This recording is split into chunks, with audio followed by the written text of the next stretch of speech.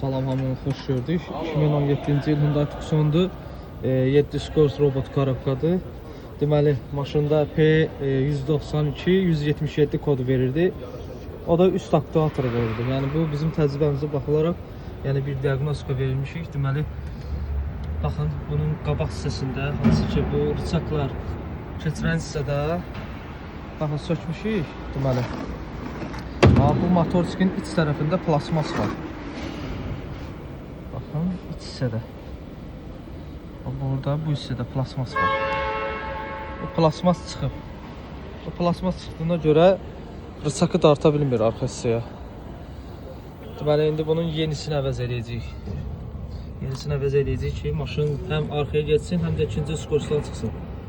Hansı ki, buradakı rıçaqları idarə edir. Və skors atır orada.